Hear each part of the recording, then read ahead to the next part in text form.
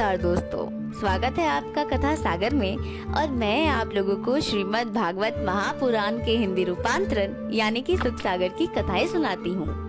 आज मैं आपको सुनाने जा रही हूँ सुख सागर के चतुर्थ स्कंद का 19वां अध्याय।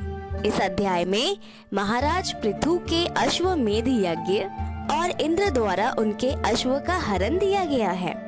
कथा शुरू करने से पहले भगवान के चरणों में सिर झुकाकर उनसे आशीर्वाद ले, उनमें अपने मन को लगाकर, अपना ध्यान लगाकर एकाग्रचित्त भाव से इस कथा को सुने। मैत्रेय जी कहते हैं, हे विदुर, जब इस प्रकार महाराज पृथु ने प्रजा को भली भांति संतुष्ट कर लिया, तब उन्होंने 100 अश्वमेध यज्ञ करने का विचार किया।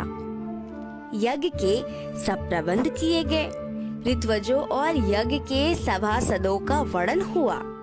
राजा ने यज्ञ की दीक्षा भी ली। यज्ञोपयोगी वस्तुओं का ढेर लग गया। खान पान और दान दक्षिणा से याचक संतुष्ट किए गए। तब एक के बाद दूसरा इस प्रकार क्रम पूर्वक राजा ने 99 यज्ञ पूर्ण कर सब देवताओं को संतुष्ट किया। स्वर्ग में राजा पृथु की जय जयकार होने लगी। लेकिन ये बात इंद्र से देखी नहीं गई। उन्होंने सन्यासी का वेश धारण कर राजा के 100वें यज्ञ के घोड़े को चुरा लेना चाहा और इसके लिए वे उसी पाखंड वेश में आए और सफल भी हुए। जब वे घोड़ा चुराकर आकाश मार्ग से भागने लगे, तब अत्रि जी ने कहा, इंद्र याज्ञिक अश्व को ले जा रहा है, पकड़ो पकड़ो, छीन लो। परंतु किसी को साहस नहीं हुआ, किसी की हिम्मत नहीं हुई कि वो इंद्र से उस घोड़े को छीन लाए। तब अत्रि जी ने राजा पृथु के पुत्र से कहा, बेटा, तुम इस योग्य हो। तुम्हारे पिता का यज्ञ भंग करने के लिए इंद्र ने घोड़ा चुरा लिया है और चुराकर भागा जा रहा है। तुम उससे छीनकर घोड़ा ले आओ।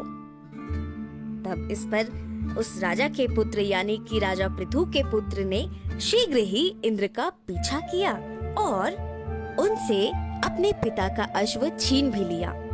परंतु ज्यों ही वह घोड़ा लेकर आया कि इंद्र ने यज्ञस्थल में कोहरा फैला दिया और उस अंधकार में उसने फिर अश्व हरण कर लिया। अत्रि जी फिर से जान गए कि इंद्र ने अश्व का हरण किया है। उन्होंने फिर राजकुमार को भेजा। राजकुमार ने क्रुद्ध हो इंद्र को मार डालना चाहा।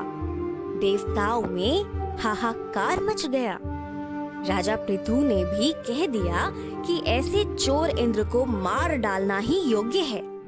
किंतु ब्रह्मा जी ने आकर शीघ्र ही महाराज पृथु से भेंट की और यज्ञ भाग में इंद्र की महत्ता को समझाकर उन्होंने इंद्र की हत्या ना होने दी। तब राजा पृथु ने कहा, तब मैं क्या करूं? इस पर ब्रह्मा जी ने उनसे कहा, इंद्र पद से भी मोक्ष कई गुना श्रेष्ठ है, जो सीधे भगवान विष्णु जी को प्राप्त कराता है। यज्ञ मनोरथों को देते हैं, जिसमें कभी क्रोध भी आता है और क्रोध सब पापों की जड़ है। अतः आप इंद्र से बैर त्याग कर मित्रता कर ले, जिससे बड़ा कल्याण होगा। ब्रह्मा जी के कहने पर महाराज पृथु ने इंद्र से मित्रता कर ली और अब व्रत स्नान कर देवताओं से अनेकों आशीर्वाद और वर प्राप्त किए। यज्ञ में आए हुए देवता और ऋषिगण अपने स्थान को गए। इसी के साथ चतुर्थ स्कंद का 19वां अध्याय यहीं पर संपूर्ण होता है। तो सब कोई मेरे साथ एक बार बोले, ओम नमो भगवते वासुदेवाय नमः। आगे के अध्याय यानी कि 20वां अध्याय में हम जानेंगे महाराज पृथु और देवराज इंद्र की मित्रता तथा विष्णु जी का राजा पृथु को भक्ति श्रवण के लिए 1000 कान प्राप्त करना। आगे की अध्याय और ज्यादा ही रोचक होने वाली है, तो आप बने रहे कथा सागर के परिवार के साथ। और अभी तक नहीं जुड़े हैं कथा सागर के परिवार से तो कर दे चैनल को सब्सक्राइब, हिट कर दे बेल आइकन और जुड़ जाएं कथा सागर के परिवार से। एक और बात, अच्छी अच्छी बातों को खुद तक सीमित करके, यानी कि खुद तक रोक कर बिल्कुल भी नहीं रखें। इसको जितना ज्यादा से ज्यादा हो सके उतना शेयर करें, लोगों तक पहुंचाएं। अब मैं लेती हूँ आप लोगों से विदा, मिलूंगी 20वें अध्याय में। तब तक के लिए आप लोग खुश रहिए, हंसते रहिए, स्वस्थ रहिए, मस्त रहिए, अपना ख्याल रखिए, अपने आसपास वालों का ख्याल रखिए, मिलजुल कर रहिए और भगवान में अपने आप को लीन करके रखिए।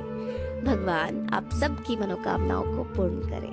ओम शांति, ओम शांति, ओम शांति।